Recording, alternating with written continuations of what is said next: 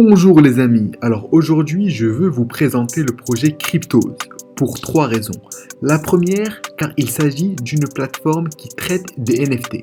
Les NFT, on le sait tous, c'est une hype en ce moment, il y a donc un potentiel de croissance infini.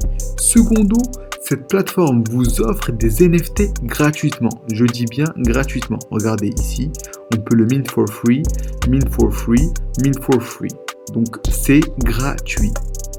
Troisièmement, cette plateforme est déployée sur la Binance Smart Chain, une smart chain qui permet de faire des transactions à moindre coût. Non pas comme la blockchain Ethereum. Celle-ci, on peut faire une transaction sur Binance Smart Chain à moins de 1 euro.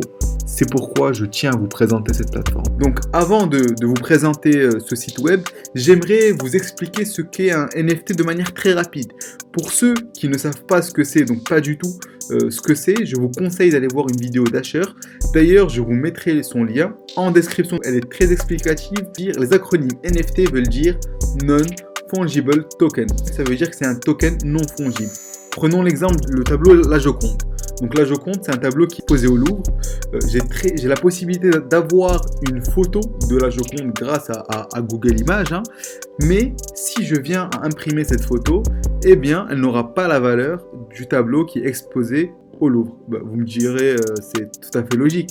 Qu'est-ce qui fait que la Joconde vaut plus cher que mon image que j'ai sur Google Images? Tout simplement, c'est le fait qu'elle soit signée et authentifiée. C'est-à-dire si demain je réussis à avoir une image de la Joconde qui est signée et authentifiée comme étant appartenant à Léonard de Vinci, eh bien elle aura la même valeur que celle exposée au Louvre. Donc les NFT, c'est une technologie qui permet d'authentifier et de signer un token, peu importe le type de token. Donc on a 5 types de NFT qu'on a recensé jusqu'à aujourd'hui. On a les collectibles, c'est comme un peu les CryptoPunks, je ne sais pas si vous en avez entendu parler, ce sont des JPEG, ce sont des JPEG qui ont pour but d'être collectés et qui ont été vendus à plusieurs milliers de dollars. On a également les CryptoKitties. Les CryptoKitties ont été le premier NFT qui a été inventé sur la blockchain Ethereum comme un smart contract. C'était lors d'un hackathon. Ensuite, on a la catégorie des métaverses. Par exemple, comme Decentraland. Decentraland, c'est un site où l'on peut acheter des terrains virtuels et que l'on peut revendre par la suite. On a également les trading cards. Donc, c'est une catégorie qui est relative aux cryptos. Pareil, c'est la même catégorie que cryptos. Et donc, c'est une catégorie des cartes qui vont nous servir dans un jeu et qui ont une valeur non fongible et donc peuvent potentiellement prendre de la valeur dans le temps. Ensuite, on a les utilitaires, par exemple Unstoppable Domains. C'est une plateforme dans laquelle on peut acheter des noms de domaines qui finissent par .crypto, par exemple crypto.crypto. On peut voir si c'est disponible. Il n'est pas disponible. Il y a software.crypto à $40. Et ces noms de domaines, on peut les racheter soit pour les utiliser, soit pour attendre qu'ils prennent de la valeur pour les revendre par la suite. Et finalement, nous avons la catégorie artistique. Par exemple, on a Terra Virtua. Terra Virtua qui est un musée en réalité virtuelle où l'on peut exposer ses NFT. Et on a également l'œuvre de Beeple. Je pense que vous en avez entendu parler. C'est une œuvre qui a été vendue à plus de 69 millions de dollars, qui est une vente record, on peut le dire. Et donc voilà un peu pour tout ce qu'on a au niveau des NFT. J'en reviens à Cryptose. Pourquoi est-ce que c'est intéressant? Parce que, donc comme je vous le disais, c'est sur la Binance Smart Chain, mais en plus, vous avez la possibilité de demander des NFT gratuitement. Donc, ils vous offrent des NFT gratuitement. Mis à part ça, on a plusieurs catégories. La première qui est le shop.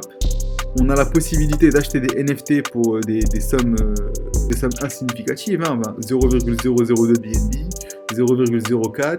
Celui-là, on peut l'avoir gratuitement, celui-là aussi. Vous voyez, là, tout a déjà été vendu. Il y en a certains que j'ai moi-même achetés. Voilà. Donc, grosso modo, vous pouvez acheter des NFT pour une modique somme, en tout cas pour l'instant. J'ai constaté que le prix des NFT avait quand même pris un peu plus de valeur que lorsque le projet a été lancé, il y a quelques semaines de cela. Ensuite, ici, vous avez un onglet où vous pouvez voir les NFT que vous avez dans votre portefeuille. Donc voilà mes NFT en toute transparence. Voici les NFT que j'ai pour ma part. Ensuite, ici, vous avez une place de marché où vous avez la possibilité d'échanger vos NFT. Et donc, c'est ce qui est le plus intéressant pour nous. Si l'on veut acheter des NFT à un prix dérisoire et les revendre par la suite à un prix exponentiel. Et donc, c'est sur ces plateformes-là d'échange que vous pourrez faire ces transactions. Pour l'instant, et c'est là encore où ce projet est potentiellement intéressant, pour l'instant, ces plateformes ne sont pas encore ouvertes, comme Trezorland. C'est une plateforme qui n'est pas encore ouverte et donc le prix n'a pas encore grimpé. Mais je pense que lorsque on aura la possibilité d'aller sur Auction et ici de vendre des cryptos par exemple, eh ben, le prix des cryptos pourra augmenter significativement étant donné que il y aura un marché derrière et donc l'actif sera beaucoup plus liquide. Voilà, ici on a View, bon pas très intéressant, Help non plus, Affiliate aussi. Donc surtout ce qui est intéressant dans ce projet c'est qu'on a la possibilité d'avoir des NFT gratuitement.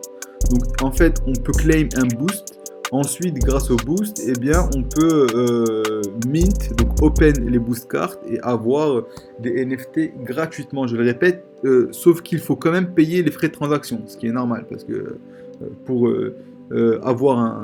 faire une transaction, il faut bien payer les frais sur la Binance Smart Chain, qui est relativement pas cher par rapport à l'Ethereum Smart Chain. Les prix peuvent varier entre quelques centimes d'euros, voire 1, 2 euros maximum. Mais bon, c'est relativement pas cher par rapport à ce qui se fait sur Ethereum. Donc voilà pour cette plateforme, très intéressante. Encore, faites vos recherches, hein, si ça vous intéresse, recherchez quand même derrière. Je sais qu'ils ont un Telegram, je sais qu'ils ont également des groupes Twitter, etc. Donc allez dedans, posez des questions, c'est ce que j'ai fait. Ça m'a semblé être intéressant pour ma part. Je ne sais pas si vous aussi ça vous semblerait intéressant. J'ai quantifié le risque-prix avec le potentiel de revenus derrière. Et il m'est paru que en échange de quelques BNB pour certaines cartes, voire même en échange de quelques frais de transaction, eh ben on pouvait avoir potentiel de retour assez significatif. Donc voilà pour Cryptos. Subscribe and like. Bonne journée les amis. Bisous.